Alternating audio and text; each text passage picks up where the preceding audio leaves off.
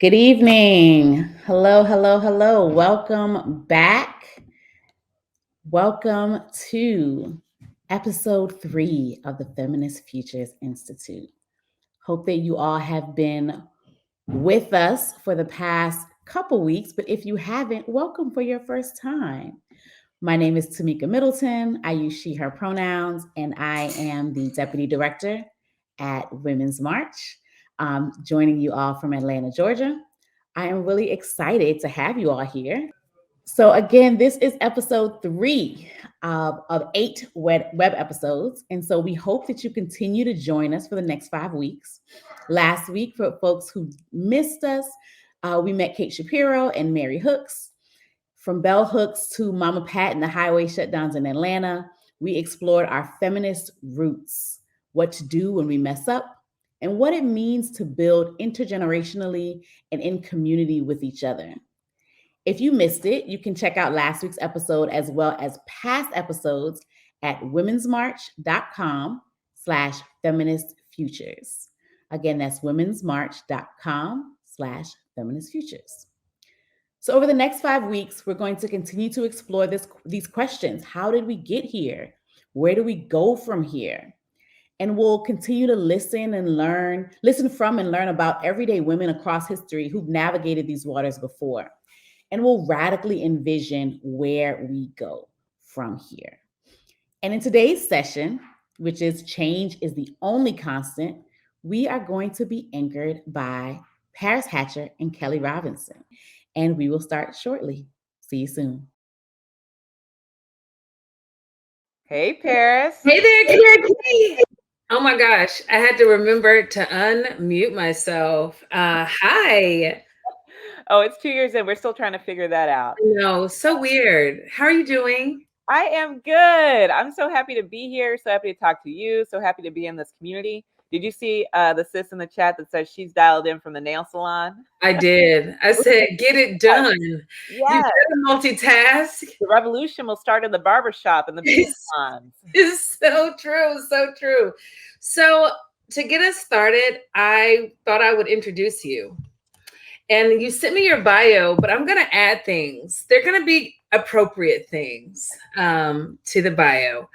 So first off, I want everyone to know how fantastic Kelley Robinson is. I tell everybody this, everybody. If I could tear her away from her job at Planned Parenthood, which is like never, I would love to have Kelley on any team that I am on because she is one of the most incredible strategists and organizers that I know. I am serious. Literally, you can out-organize anything. You have built bases all across the country. You started on the Obama campaign. I met you when you were working with now named URGE, but it used to be Choice USA. You have been with Planned Parenthood for 12 years at least, and you have taken on different roles, and now you're the executive director of Planned Parenthood Action Fund, and you're a great time. You know, we've had some good times on the dance floor, but really brilliant, kind, incredible heart and visionary. Such big plans and such big, I would say, a buoyant spirit and optimism about what is possible. And also, you've got a pretty kick-ass family that includes humans and puppies. So that's pretty dope. And I'm obsessed with you. You're my little brother and I'm your big brother. I don't know. And if y'all know the show Empire, that's what got started. Jamal and Hakeem, right? Is that right? Right. That's You're right. Jamal and I'm Hakeem? Other way around. I'm Hakeem. He's a little brother. But that's little brother, big brother vibes. So Kelley, it's amazing to be in conversation with you about our movements, about how change is a constant, and just want to welcome you. You're a Midwesterner, which is actually such a big, it's a part of your personality. It's a vibe. Oh, I love the Midwest. I'm here for it. I know, you really are. Yeah. Yeah. So welcome. Thank you. Thank you so much for that, Paris. You know, I don't even have to say you don't know, because I'm glad to say that you do know how much I respect you, how much I value you. I think, so we met way back in, I think it was 2009, around the launch of the Trust Black Women campaign, which was about disputing these terrible billboards that had gone up around the country saying that one of the most dangerous places on earth for a Black body was in a Black person's womb. So we came together to strategize about how we would not only take down those billboards, but redefine what it meant to really fight for Black motherhood, for Black parenthood, right? To reunify the Black family in a way that could build political power. That's what we were fighting for. And I remember sitting in that room. I'm a baby activist. I'm kind of wilding out, right? I'm probably a little bit in dire straits because of the night before I was doing too much. And Paris stands up and she gives the most impassioned plea for not what we think we can do with the limited resources that we're trying to string together, but for what we must do because the mission in the moment demanded of us. And I just thought that was the first time where things clicked for me. When it clicked, what reproductive justice was all about, all the oppressions that impact a person before they even get to the healthcare facility. And two, it showed me what Black leadership really looks like and what it can mean. And I think for me, Paris has always been not only a visionary leader, but an imaginative and creative one that opens up that door of possibility, right? That pushes us to a place that could have felt risky, but instead feels exciting and optimistic and hopeful, and actually what our ancestors have called us to do. So that's what she does for me every time I get to be in conversation with her. Professionally, she also does a whole lot of other stuff, right? She's currently the founder and director of Black Feminist Future, national Black feminist organization, amplifying and building power for Black feminist leaders. She was the executive director and co-founder of Spark, Reproductive Justice Now. Another thing about Paris, just like I love the Midwest, she rides hard for the South. And she's always about thinking and acting around how we can really lift up the leadership of the South as a model for how to create change across the country and really the world, thinking in this kind of global context. So I know that we're excited to kind of chat here about this topic, Paris, and I'm curious where you want to take it. You know, there's so many places we can go with the topic of change is the only constant. Mm-hmm. Well, you know what I wanted to start us off with is, in preparation, we had a prep call last week, and I was actually revisiting Parable of the Sower by Octavia Butler.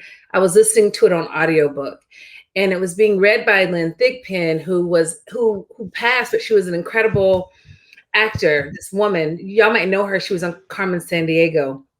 Her voice is just like kind of iconic for me.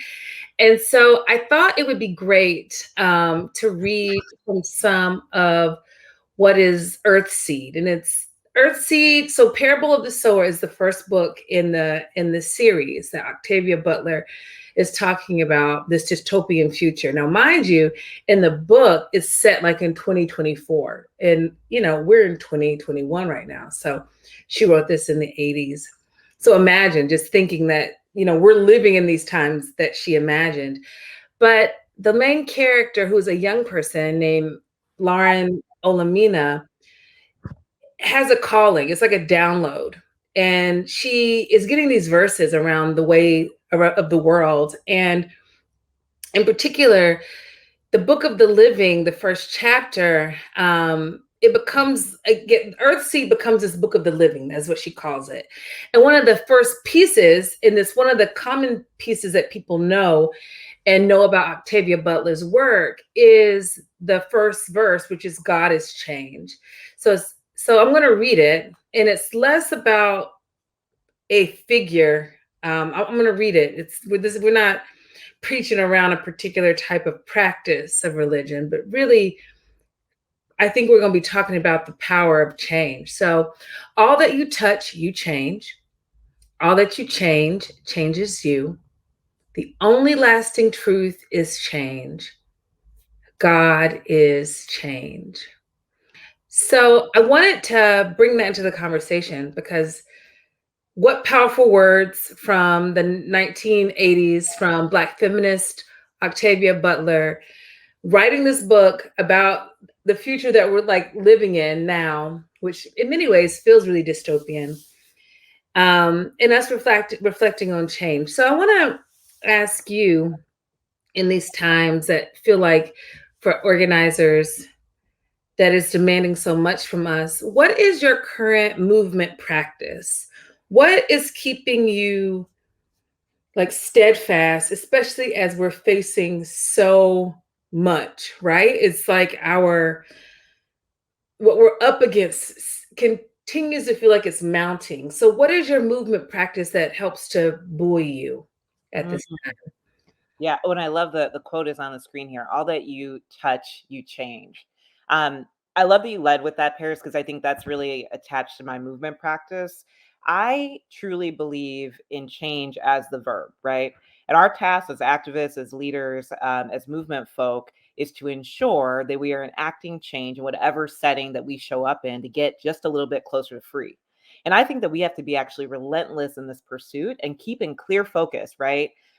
What is it that we are actually fighting for? Who is the actual opposition? Too often we get caught up with problematic allies, right? Thinking that that's the problem when there's a whole world of folks that are actually trying to destroy us, right? And then for whom we do this work. And I think that when we can keep that central, it allows us to advance towards change in a way that's creating generational change. I think, when we were coming up, at least when I was coming up in RJ and following you, you all around in your steps, there were two things that resonated with me. And I think you said one of them. You used to talk about how the challenge with reproductive justice is that you're actually trying to bring to fruition a world that we've never seen, felt, or experienced before. So to do that, to bring about that amount of change, you've got to be a little bit wild, right? To be able to believe it's possible, have a big imagination to push through that door, and also have a fearlessness about you that allows you to access that change. The other thing that I feel like I learned coming up in RJ, really I learned from our indigenous folk, our sisters and brothers in that movement, was that we have to have the 7-generation mindset. So whatever actions that we take today, we have to know that they're going to have an impact 7 generations from now, for good or for worse. So everything that we do has to be embodied, has to be acted upon in that mindset, because there's something powerful at the other end of that. And there's also this thought that, hey, I'm so powerful that if I'm not intentional about the way that I move, there could actually be negative repercussions down the way. So I think that's kind of central for me. Yeah, that's really great. I love that you were talking about like who are you really up against? I think this is one of our biggest distractions that we really must work around clarity around identifying the opposition and the target and not, as you mentioned, problematic allies. We spend a lot of time with the problematic allies because they actually, it's not as big of a fight, to be honest. It seems like you're fighting, but it's like it ain't really that much. If we actually need to unite to build the power that we really need, right? And so it's easy to get distracted on things that really don't matter, people, folks acting a fool online, etc. And I also love this piece around being audacious. I think in order to take on this work, change making work, legacy work, which I think, that's the piece around change, is that it is always constant. I talk about my activism as it feels like Alexis Pauline Gumbs talks about a through line, right? So there's a through line that connects generation to generation. So I think number one is that remembering that we will always be in movement. Like movement is a verb, it's not just a noun, it's a verb. There is movement, right? And it changes and it alters over time. And so we also during that time have to really think about our own posture. And lately I've been thinking about this idea of what are our movement postures, and they change over time. So for example, and I in particularly am inspired by the natural world. So I've been thinking a lot about, are you your movement posture? Are you a volcano, for example? So for example, volcanoes are cool when they're not erupting, right? Volcanoes really don't erupt if they get all of their air, they're able to like burp it out, right? But if you get pissed off, do you like pour the city and kill everybody with lava, right? Like, what's your movement posture where things don't work the right way? I've got to, I just shut it down, right? Or do you become some person where if something's not working, you become a glacier, right? Like you just freeze up, you kind of don't talk to anyone. I think there's all these different postures that we have to learn, because we're with movement is also people. It's groups of people, groups of personalities. And we have to be mindful of our movement postures. Like, who are you, right? How do you deal with conflict? How do you deal with, because conflict is inevitable, just like change is inevitable. How do you understand a shared analysis of the conditions that we're up against, because they continue to change, so we know what we're fighting towards? How do we understand the difference between folks that we work with? Some people will be our lifelong friends, but that's not a must. I think that's difficult because we get told that this is supposed to be like your family for life. Some people will be, but it's not mandatory, right? It's not that you might be working with people who, they may not be your crew per se, but we can still do good work together. And I feel like for me around change, when I first entered movement, these were not lessons that I was really aware of, and they actually broke my heart, right? I thought that we were like one big happy kumbaya family. And when I was like, wait a minute, we're not all best friends, it kind of made me want to take my ball and go home, right? Versus saying, hey, I have friends over here, I have friends over there. This isn't supposed to be my whole entire life. It's just supposed to be an aspect of my life. So just a little bit of like a rambling piece around like how changes really showed up for me in as I've been in this practice almost 20 years, Yeah. Paris, I got to double click on that, especially this part around our positioning, right? Because at the end of the day, the goal is to build enough power to be able to enact change, right? Power is a neutral concept. It's not something, and it lives in the relationship between people and the relationship between actors. So we got to build that power so that we can create change. And if you're an individual or you're an organization, you're just in a different, you're playing a spot, a role in service of building power. It's not the ultimate role. It doesn't define all of who you are. It's your strategy to get to the end game. And I do think, sometimes right now, I think that I feel that heartbreak at times too, or I have felt it in my movement life before, because we're trying to get organizations to be it all, right? It's like, I need you to pay me a lot of money because my work is worthwhile. And also, I need you to dismantle capitalism, organization, right? And somehow we got to live in the conflict. Or I want you to be my family in this organization, but I don't want you to require my vulnerability. And it's hard because we can't actually, an organization can't be all those things. An organization can be one way that we try to move towards change, but you got to diversify your approach. And I'll say, for me, my full-time job is at Planned Parenthood. I'm the executive director of Planned Parenthood Action Fund, and I love it. And I also know that my organization is problematic. And I think part of my practice of movement building and leadership has been to try to make Planned Parenthood a more accountable organization to the people that we serve and to our movement allies and partners, and to be in a posture where that doesn't mean that we diminish our power, that we turn our light down. What it actually means is that we find ways to use our power to grow power for the movement, and recognize at the end of the day, none of us got all the power that we need. And what we have to do is try to concentrate that power differently, do accountability work, but really focus the change making on the opposition, right? As our kind of end game approach, or where we're ultimately trying to change the status quo.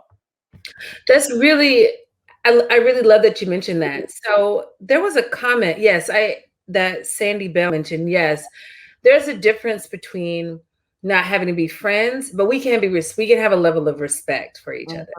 So that is oftentimes where things degrade, right? Is that people feel like, okay, we're cool as being disrespectful, versus saying, we're not friends, but I still can honor you and your dignity in your life. But we're not friends, right? Like we're cool, right? And so I think respect is a big piece. And in general, I think we all could benefit from working on our social skills, right? And I can tell you, for myself, this current pandemic, because we're still in one, has really reminded me like, oh, my social skills are not necessarily the best, right? Like I'm so used to like dealing with apps and computers and stuff. I'm like, call someone on the phone and talk to them, do that. What? But anyway, I'm thinking about what you've mentioned about how do we reflect on our past, right? And so I do think what is important for all of us,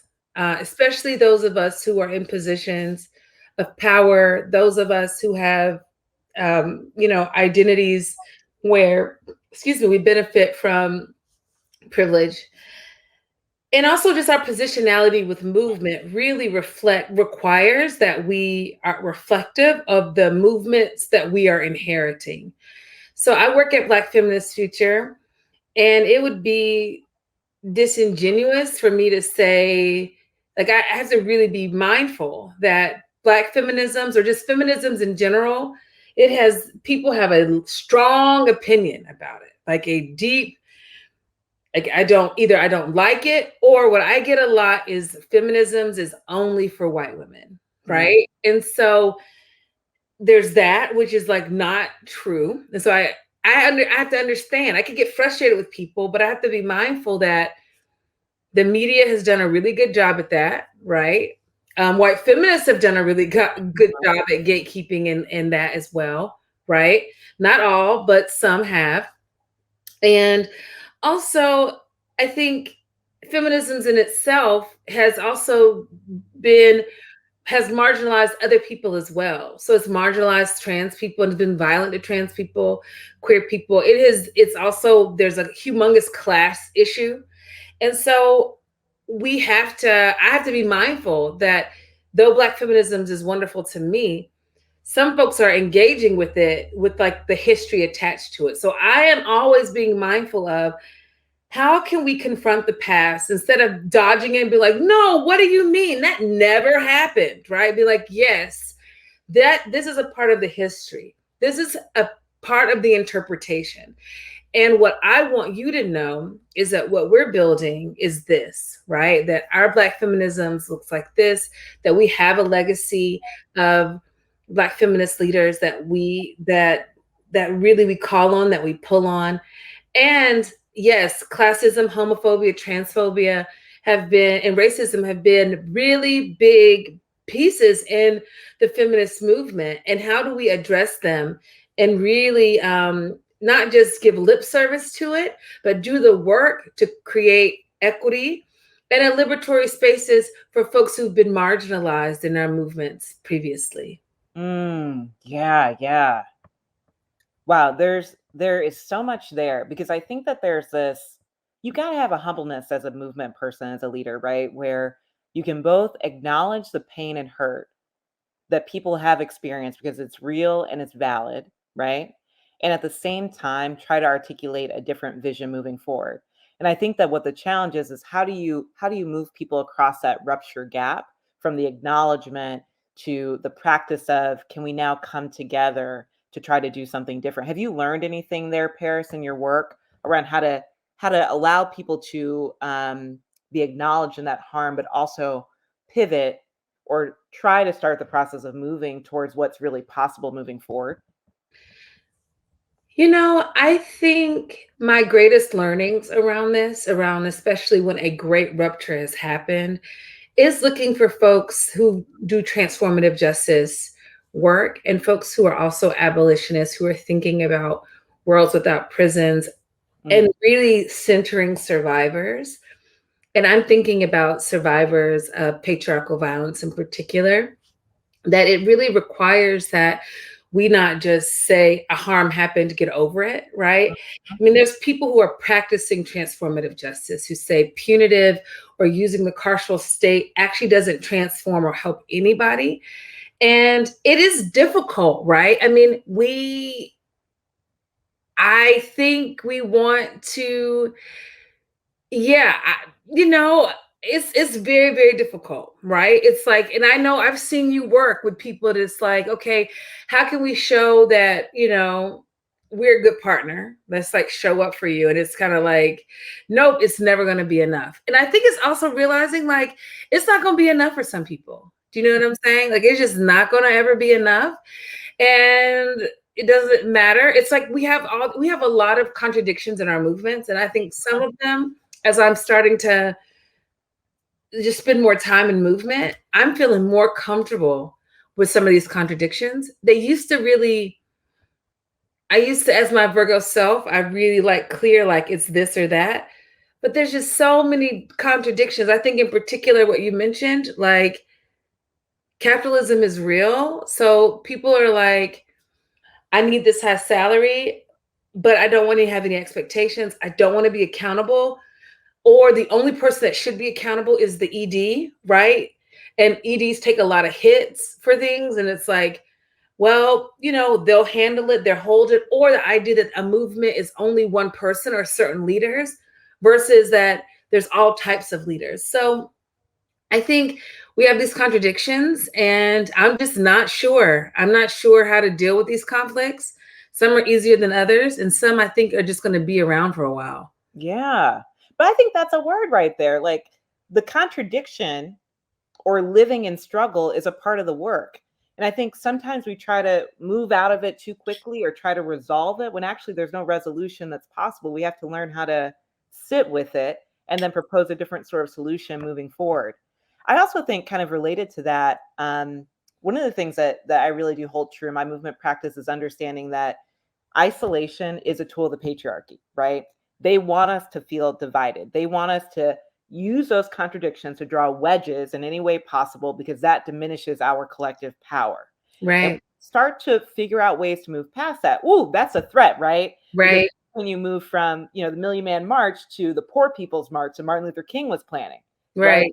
Those are the things that we can start to envision, but it does require us to have enough humility, enough confidence, enough support outside of organizations to like sit in the contradiction and know that it's there and know that there's possibly not an easy way through it, but our charge is only to take one step forward, right? One step towards change. Yeah.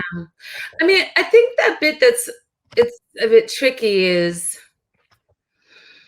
I mean, based on your power and proximity to it, when we are navigating these relationships, you feel the impact more, right? Mm-hmm. So it's different if I hit you with a bike versus if I hit you with a car, right? And I think that's some of the things that's hard around our movement is that there's some people and some organizations move with that type of like weight, and sometimes they're clueless about it. They were like, oh, I'm just a bike, right? I'm just a bike like you. And it's like, no, you're actually like an 18-wheeler, and you need to be mindful around the impact or like what's going to happen when we're engaging in this type of change work together. So something that could be like oops, that's like not a big deal for some folks, actually require more thoughtfulness. And so I think while change is constant, there is a way that we can be changing that is mindful, that we learn from our past. I do think that we should study. I think when people talk about, it's not righteous, whatever, to study or to read, it makes me think like some of your favorite feminists or women's activists or whatever, they not only read, they wrote voraciously. And we must study and learn from what other folks experience in other movements and other key times. And so that when we do shift and that we do change, it actually can be right-sized. And it also takes in the lessons from the past, because otherwise you're just making the same mistakes over and over again. And that's unnecessary, Right. And that's harmful. The other thing I think we could do, we could pat ourselves on the back every now and then. Yeah.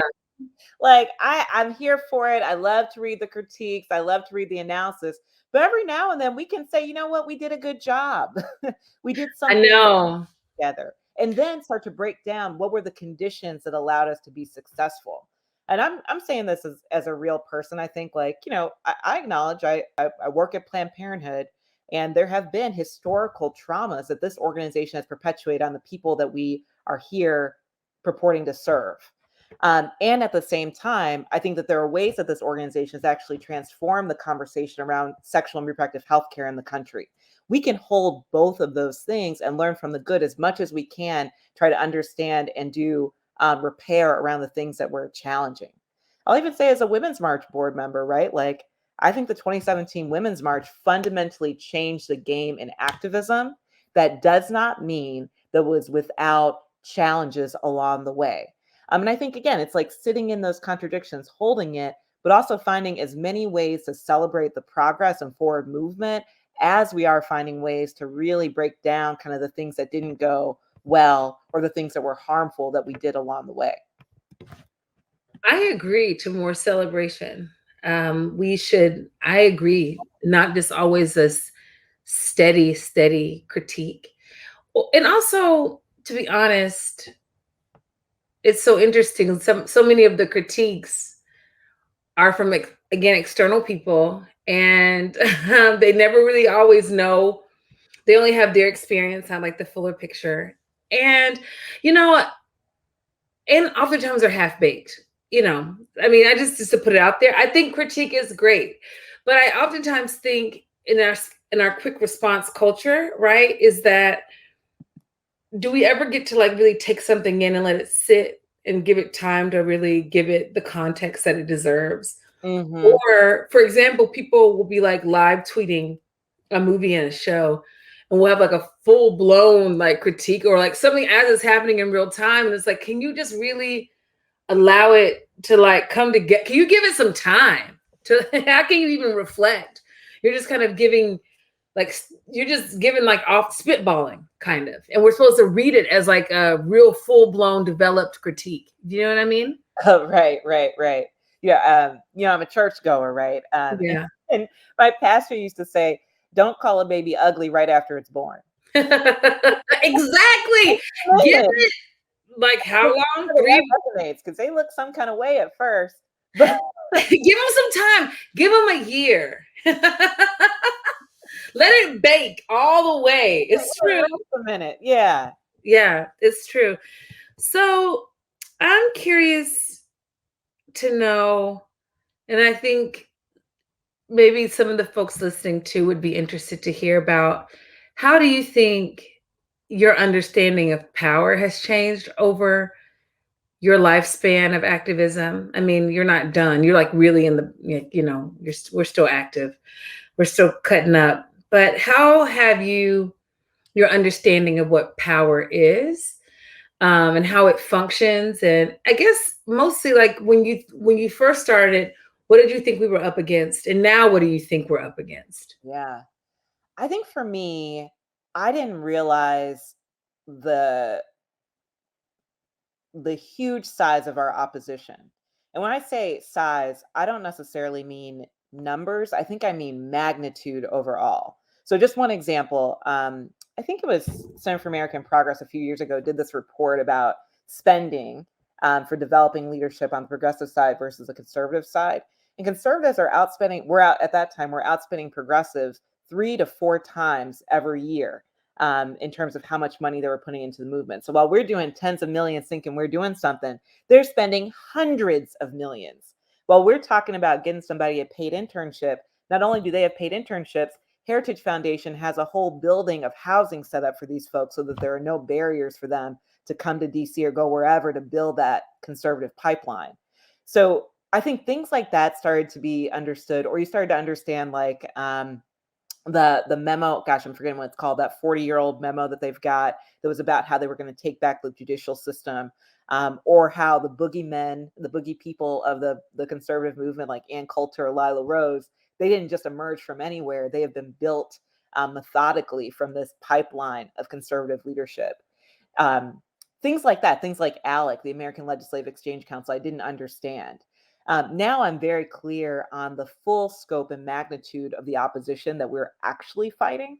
And I truly believe, like, our side, we don't have as much money, but I do believe we have more people. I think the biggest challenge to us truly realizing our power is the amount of imagination that we've got around new solutions that we can bring forward. And moving as though we have that power already, right? I think sometimes we come in a little scared, or what happens if we're not successful? What if, when really we need to have this other posture of always moving, not like we're a bike, but like we're an 18-wheeler, right? The assumption of victory has to be something that we move with. Those are things that are sitting with me right now, because I really do think that on our side, it's not a lack of people, it's not a lack of infrastructure. The only thing we've got to unlock is kind of our imagination and our ability to take a big risk, right? To accomplish something together. What about you, Paris? I'm curious about the same question. Yeah, I think, when I was really, about this work, I wasn't really quite sure what path it would take when I was younger. I was really curious about it. And I was really, I think like most people, into this idea of a charismatic leader who would like lead the movement. Because that's so much of what our movement orientation is about, right? It's around finding the voice that will organize people and point them towards. I think, that definitely has changed, right? That's when I was like super young. I think also getting very much so clear, like you mentioned, around the coordination. Some of people really feel like this is just by chance, right? So some people just happen to live in poverty. Some people just seem like it's kind of this random people that just all seem to look alike or having the same experience. It's random, right? It's like, no, it's not random. There's an order to it, right? And I agree with you. I think it's the willingness to dare to risk, because we're already losing. So why not just dare and try to take on much bigger risk? I think where we are right now, I think many folks are surprised that we are in the conditions that we are, where that we see many things moving forward. And at the same time, it's this facade, the attack has been so intense in every single way. So I think my understanding of power is that we need to continue to build it. Like we need organizers everywhere. There is never going to be let me say there's never going to be enough, but we need everybody out there organizing their blocks, getting people into formation, literally. And I think something that I also am learning is that there's such a power in culture and narrative. I think I wasn't really about that. I was like, I don't know. But there really is something so powerful in culture and narrative. And I've been learning so much from our opposition with that, that they really have been really savvy and with it. And I know we have the people. Folks are committed. Folks care.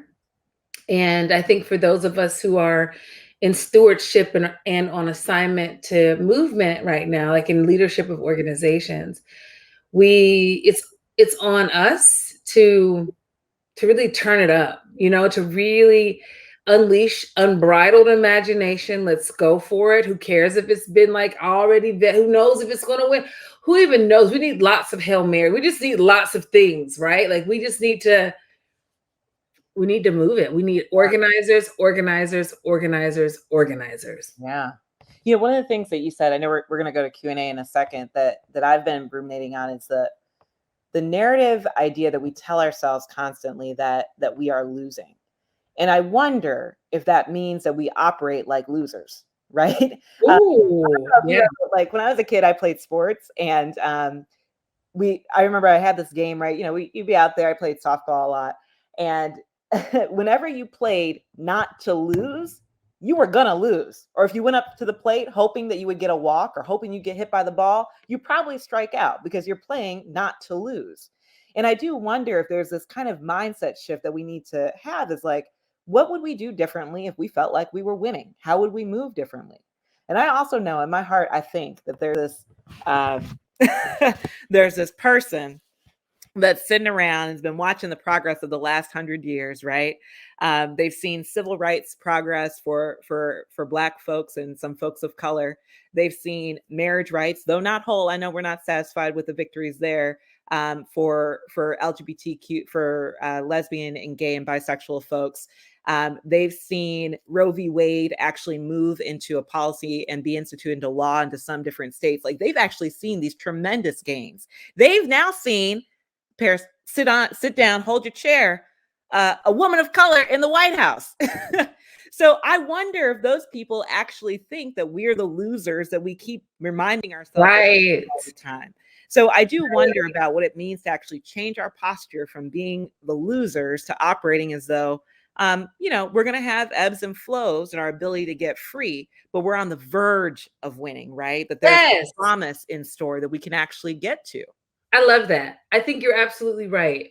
So listen, stop acting like buck up, buckaroo, get your chin up. And I do think about that. I think about my mama when she went to high school. She was not, girls could not wear, first off, she went to a segregated high school, right? And also girls could not wear pants. Teachers were visibly pregnant. You could not teach school. My grandma, when she became pregnant, she could not teach. She was like, once you started showing, you need to go home, right? These are things that have changed within bank accounts. Remember that? Like, exactly. And credit cards. Lifetime. Exactly. There has been, we have moved, right? There are things that we have moved on. I mean, I think about, and guess what? And we're moving, right? And what's happening around abortion access is absolutely flagrant. It is ridiculous. And the millions of folks who are turning up around this bill is incredible, right? That no matter what a court says or a state says, right, we are going to make sure that abortion access is going to happen, period, right? And so I do believe that we are, I do think that sometimes we're not going far. I think we got something, that was a good, pep talk by the coach. Like it's the ninth inning. And I actually played softball. Our team was not good. I think we won only one game the whole season, but we get out there every game and kept playing. So Kelley, our time is up. Oh man, that flew by. It did. It was good. I am so glad we were able to chat with each other. I've been trying to read the comments. Y'all are a very interactive group. I love that. Yeah. Kelley, I'm obsessed with you. I loved being in conversation with you. Thank you for this opportunity. And I'm glad that we're going to be serving on the Women's March board together. I hadn't heard. Yay. I'm so excited. I don't know which one you're on, but I mean, I'm on it. I'm a new one. Yes, I love it. I love it. So that's great. That's going to be even better. And so much love to you and the work that you're doing. And thank you. Yeah. And I gotta say, back at you, so much love. Thank you to everyone that joined this conversation. I know folks on this phone line or on this virtual meeting are not only the kind that like to listen and engage, but are the people that like to do and take action. I know Women's March is going to give you a ton of different ways to do that. A couple of things to keep in mind, I think that we've talked about, this work of narrative, of storytelling, I think is really important. In terms of actions, I just want folks to be thinking about not only what's happening at the national level, what's happening in your states and in your communities. Anybody that's looking for how you can interrupt some of this foolishness and harmfulness happening around abortion rights, look to your state legislative session. There are real things that we can do there to make a difference in addition to the Supreme Court fight. And the last thing I would say is, take care of yourself, show a little grace, and celebrate every now and then, y'all. We have come a long way. Pat yourself on the back. Give yourself a good hug. You're out here. We love it. So many of y'all were out in the streets October 2nd. Keep it up, right? Keep it up. We need you in this fight for the long haul because as we know, change is constant And we're about that business. So thanks so much. We're going to kick it back to Tamika, who's going to lead everyone in a grounding activity. Take care. Good night. Good night.